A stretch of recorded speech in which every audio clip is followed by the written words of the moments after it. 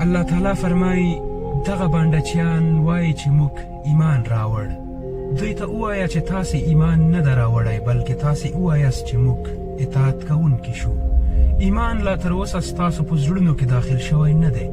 که تاسې د الله او د هغه د پیغمبر صلی الله علیه وسلم فرمانبرداري غوره کړئ نو هغه به ستاسې د اعمالو په اجر کې څه کمی رانولي.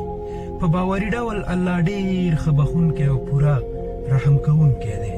په حقیقت کې خو مؤمنان هغه دي چې په الله او د هغه په پیغمبر صلی الله علیه وسلم یې ایمان راوړ او بیا هغو څه شک ونه کړ او په خپلو مالونو او سرونو سره یې د الله په لاره کې جهاد وکړ. همهغوی ریښتیني خلک دي. ای پیغمبر صلی الله علیه وسلم دې د ایمان دعوه کوونکو ته ووایه آیا تاسې الله ته د خپل دین خبر ورکوئ؟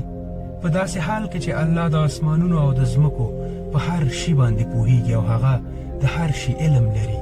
دوی پر تا احسان کوي چې ایمان یې راوړ.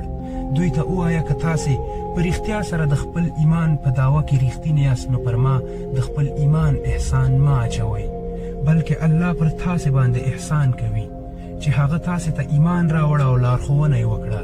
الله د اسمانونو او د ځمکې په هر پټ شي باندې پوهیږي او هر هغه څه چې تاسې یې کوئ د هغه ټولو لیدونکی دی. السلام علیکم.